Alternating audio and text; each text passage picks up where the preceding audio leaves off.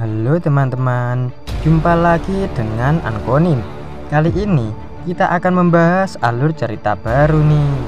Masih tentang manhwa yang berjudul Kaisar Pedang Kekacauan.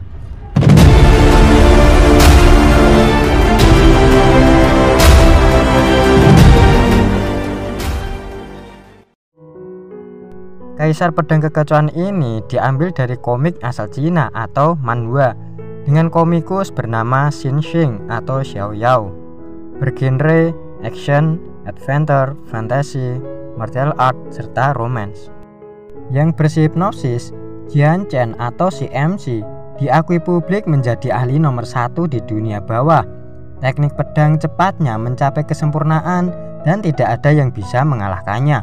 Setelah satu pertempuran dengan ahli yang luar biasa atau dengan Duhu Qiubai, mereka berdua mengalami kematian, namun tetap Jian Chen lah pemenang akhirnya. Setelah kematian, jiwa Jian Chen telah bereinkarnasi ke dunia asing. Oke, mari kita langsung ke ceritanya. Setelah si MC atau Jian Chen meninggal beberapa ratus tahun kemudian, dia direinkarnasi ke sebuah benua yang bernama Tianyuan, mempunyai ibu bernama Bi Yuntian, Master Radiant Shine, dan ayah bernama Changyang Ba, ketua klan Changyang. Jian Chen setelah reinkarnasi ini namanya Changyang Xiantian. Untuk mempermudah pengucapan, kita gunakan nama sebelum reinkarnasi ya teman-teman. Karena Jian Chen memiliki ingatan masa lalunya, sejak kecil dia mulai berlatih hukum pedang azulet. Sejak kecil, Jian Chen dijuluki seorang jenius. Serta di benua Tianyuan ini, seluruh penduduk mempelajari kultivasi yang bernama Sign Force. Berhubung dari awal, Jian Chen selalu menggunakan ki-nya untuk mempelajari hukum pedang azulet. Akibatnya Sign Force milik Jian Chen kosong. Di umur 3 tahun, Jian Chen diajak ayahnya serta pamannya untuk mengikuti ujian Sign. Di saat ujian, banyak orang yang berharap kalau Jian Chen akan mendapatkan hasil yang luar biasa karena dia dikenal dengan jenius. Tapi malah sebaliknya, banyak orang yang kecewa terhadapnya. Yang awalnya para pelayan menghormati Jian Chen, setelah tahu hasilnya, mereka semua mulai mencemoohnya kalau Jian Chen anak yang tidak bisa berkultivasi Sign Force. Hasil yang didapat Jian Chen adalah 0. Tanpa reaksi apapun saat ujian. Ini karena seluruh ki milik Jian Chen dia gunakan untuk melatih kultivasi hukum pedang azulet. Akibatnya, ki untuk kultivasi Sign Force kosong. Walau begitu, kedua orang tuanya tetap mendukung apapun hasil dari Jian Chen. Jian Chen tidak peduli apa kata orang lain terhadapnya. Sampai pada suatu kejadian, saat Jian Chen sudah berumur 7 tahun. Dia pergi ke dapur pelayan untuk mengambil makanan sendiri. Para pelayan yang di dapur berniat membuli Jian Chen dengan dalih anak yang lemah tidak punya bakat kultivasi. Saat salah satu pelayan dengan tingkat kultivasi Sign Force lapis ketiga ingin menyerangnya, Jian Chen dengan mudah memukulnya hingga terlempar jauh. Teman pelayan yang melihat kejadian itu seketika membuatnya shock. Anak kecil umur 7 tahun tanpa bakat kultivasi bisa menghajar temannya dengan mudah. Hei saudara keempat, kemari dan temanilah aku saudara ketigamu dalam berlatih bela diri. Begitu kata kakaknya Jian Chen. Jian Chen tidak bisa menolak. Walau kakaknya memakai senjata kapak, Jian Chen hanya butuh rating kecil untuk melukai kakaknya. Sampai kabar itu terdengar ke ayahnya. Ayahnya pun langsung melakukan ujian Sign ulang kepada Jian Chen. Hasil dari tes ulang itu, Jian Chen sudah mencapai Sign Force lapis keempat di umur 7 tahun. Akademi Kargat. Akademi Kargat ini adalah sekolah untuk penanaman kekuatan suci terbaik di kerajaan Geishun. Untuk bisa ke Akademi Kargat, setidaknya minimal kekuatannya yaitu mencapai lapisan ke-8 kekuatan suci. Salah satu keluarganya Jian Chen yang sedang sekolah di sana adalah kakaknya. 8 tahun kemudian, saat Jian Chen sudah berumur 15 tahun, dia pergi ke Akademi Kargat dan di sana sudah ditunggu kakaknya yang bernama Wu Changyang. Di saat yang tepat juga, kakaknya Jian Chen mengatakan kalau kompetisi bela diri tahunan murid baru akan dimulai besok. Untuk hadiah juara pertama adalah inti monster kelas 3. Selain harga jualnya yang mahal, inti monster 3 ini membantu penyerapan esensi dunia dengan sangat cepat. Yang awalnya Jian Chen tidak tertarik dengan kompetisi itu, dia akhirnya mengikuti. Beberapa hari telah berlalu, Jian Chen dengan mudah mengalahkan musuh-musuhnya hingga dia maju ke babak perempat final. Musuhnya kali ini adalah Kadi Hyuli, murid pertama tingkat 9, salah satu dari 3 saudara yang pernah mengganggu Jian Chen saat makan di kantin akademi. Para penonton memperkirakan kalau pertandingan kali ini akan dimenangkan dengan mudah oleh Kadi Hyuli. Mereka melihat Jian Chen yang berada di lapisan ke-8 bukan tandingannya. Pertandingan pun dimulai. Kadi Hyuli langsung menyerangnya dengan sekuat tenaga. Jian Chen yang pengalamannya sudah banyak menghindari serangan musuhnya dengan mudah. Bahkan saat musuhnya melancarkan pukulan, Jian Chen menangkap pukulan itu dan melemparkan Kadi Hyuli keluar arena. Ya Tuhan, apa dia benar manusia normal? Kadi Hyuli sudah Shine Force lapis 9. Bukankah murid itu cuma lapis 8? Bagaimana dia melakukannya? Begitu kata penonton yang kaget melihatnya. Kadi Liang, kakak dari Kadi Hyuli, marah dan berkata, "Kurang ajar, beraninya kau memperlakukan adikku seperti itu. Aku benar-benar akan mengalahkanmu hingga lumpuh di ronde kedua semifinal."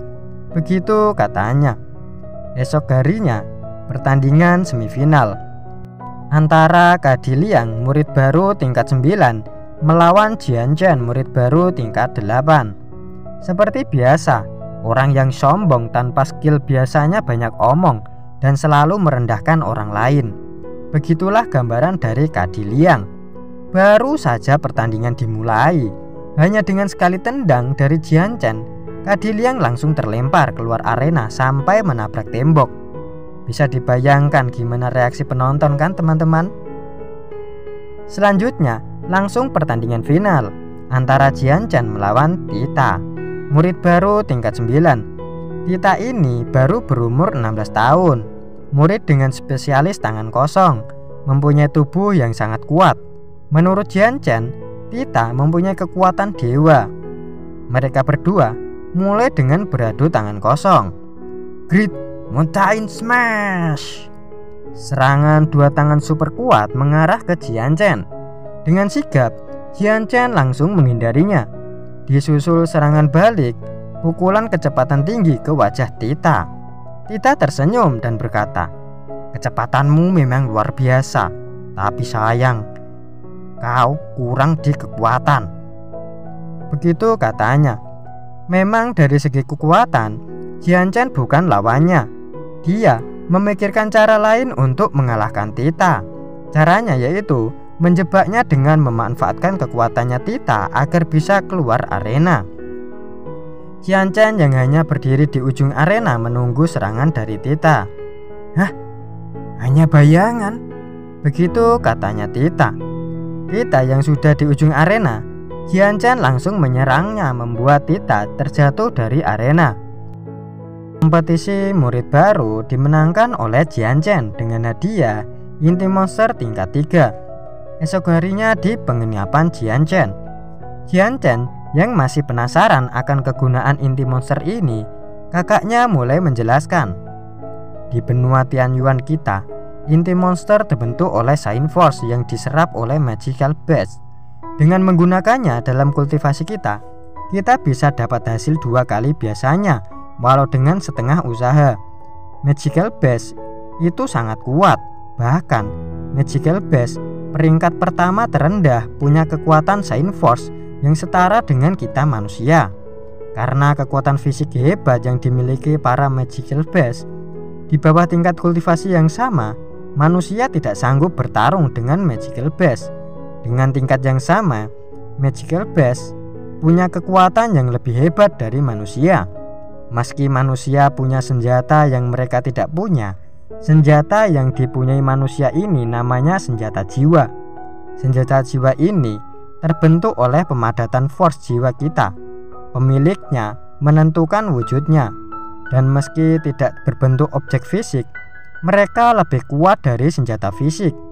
Saat kau sudah membentuk senjata jiwamu, kau sudah dianggap seorang saint. Begitu jelas kakaknya Jian Chen. Setelah penyerapan inti monster selesai, Jian Chen mengajak kakaknya untuk berkeliling di akademi.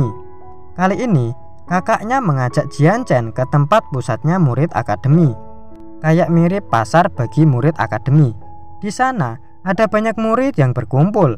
Ada pedagang, bahkan ada sebuah arena kecil untuk pertarungan. Jian Chen, kau melukai adik-adikku. Aku menantangmu duel. Begitu kata kakak tertua dari 3 saudara yang pernah dikalahkan Jian Chen saat kompetisi kemarin.